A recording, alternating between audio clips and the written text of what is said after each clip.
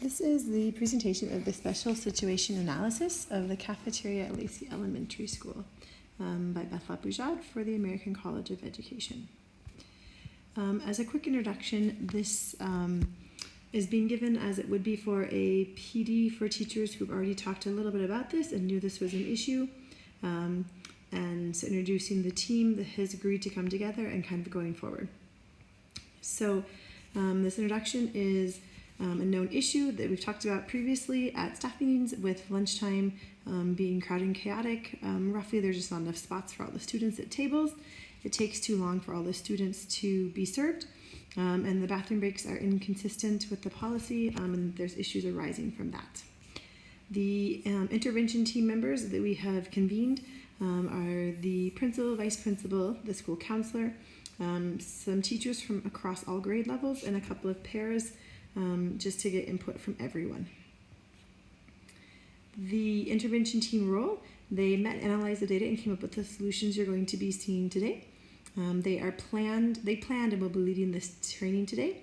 They'll be monitoring changes in the cafeteria going forward, either negative or positive. And lastly, if you have feedback, you can bring it to them, and then they will bring it to the whole committee. Specifically, behaviors, what we're seeing and where we're seeing.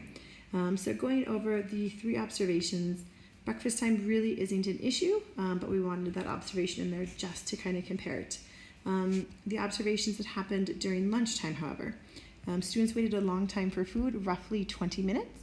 When they were going to sit, because there's not enough seats, we're about 30 seats short, they're pushing to try to get spots at the tables and not have to sit in the chairs. When they go to sign out, they often don't have their ID, and sometimes they get to go to the bathroom without their ID. Sometimes they have to wait, so that's not consistent. When students are dismissed, they're leaving their trash on the tables or the ground sometimes. Not commonly, but it's happening.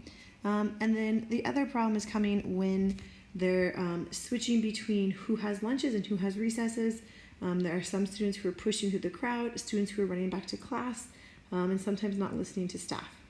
Where this is happening, in line, waiting for food before students are served, going to sit at the tables, at the door of the cafeteria to sign in out, and at the door of the cafeteria to leave for recess, and then also come in from recess. What current staff are doing to handle this? One administrator is stationed by the door to monitoring signing in and out for the bathrooms. There are 3 paraprofessionals, 3 parents, and 1 administrator moving around the lunchroom. What other things staff do are they open the doors when the bell rings. They try to correct student issues by yelling at those who are running or not listening to rules. And they're very reactive to behaviors after they happen. Although we only have 2 instances of observations, and from talking from staff, this is something that's an ongoing issue. So even though we know that this is happening every day, it's not something that we're currently, or before this, we're looking to solve. So the summary of the issues, we don't know if all students know the demonstrated, all students if they don't know or demonstrate the expected behaviors. The environment is a little bit too small. We see this with it being too long of a wait for them to get to lunch, but also pushing for seats around the tables. The bathroom sign-out procedure is an issue, and also there's no posted or visible consequences or rewards in the room. So the action plan going forward from here, this is what the committee has come up with. You're welcome to give feedback, and then we're going to talk about how we're going to implement that today. How we'll be changing next year. There are some larger issues. We're going to split the lunch section into 3 sections. There'll be a little bit of overlap for each of the things, but it'll be going from 2 45-minute into 3 30-minute sections with a 15-minute recess. So they should have more time to eat because it should be easier for them to get through and get food. It won't change how many people are being staffed outside or inside. The only difference will be there'll be an extra 15 minutes at the end, from 12:45 to 1 to let grades 4 and 5 finish their recess.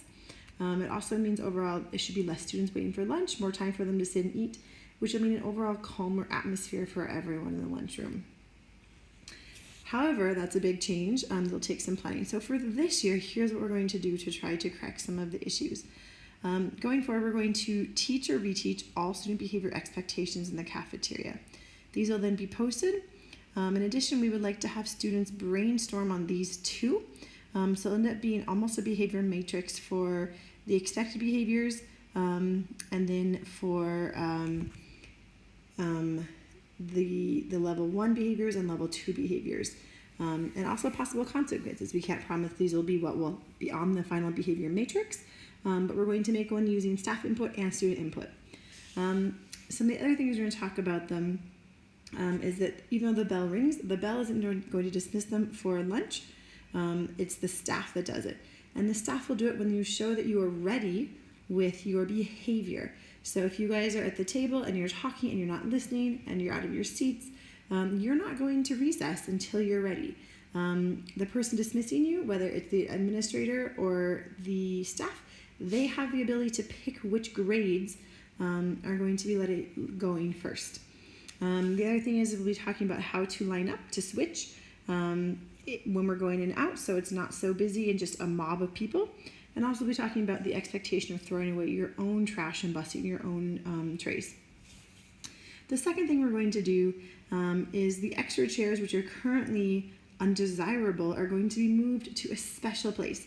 We'll be looking at probably the front. Maybe there's a spot on the stage. I'm assuming this is also our gymnasium, not just our lunchroom. But we're going to be looking to make it some sort of special things, either decorating the chairs, possibly putting music nearby that only those tables can hear. This is now going to be a reward that is given weekly to the class with the best behavior from the week before.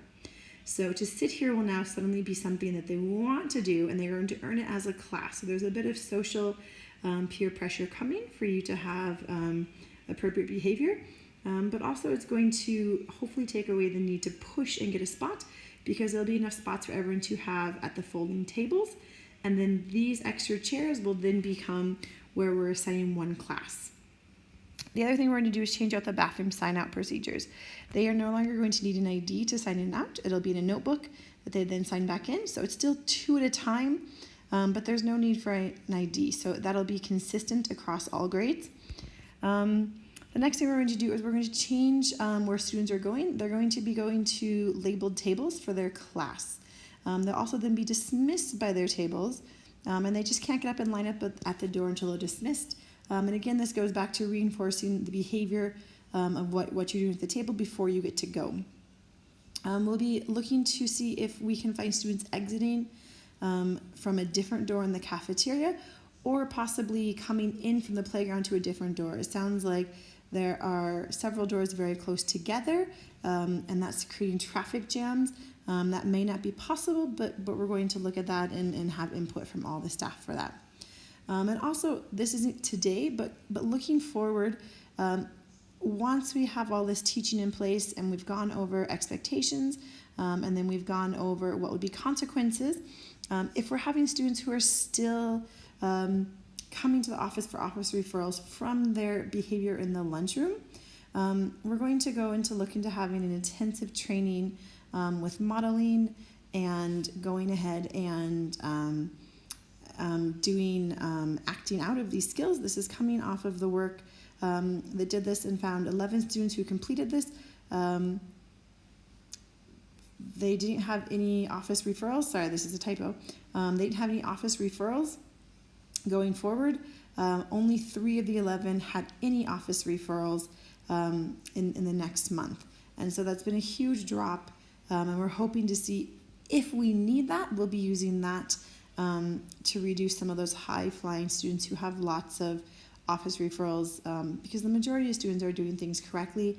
But after these have been taught and reinforced and modeled, if we're still having issues, that will be the next step, kind of our tier 2 intervention for kids who aren't getting it from the tier 1 teaching to everyone.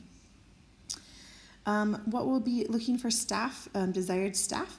We're going to be keeping the same amount of staff of parents and staff and administration in the cafeteria. They're still going to be moving around while students are getting their food and eating.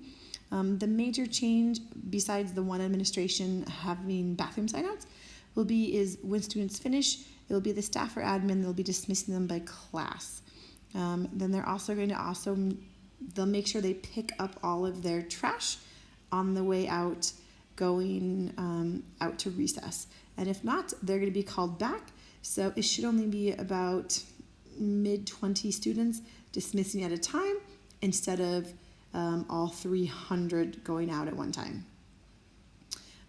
Going forward, we're hoping this will reduce some of the issues at lunch at Lacey Elementary, and that this should make a difference in the lunchroom time.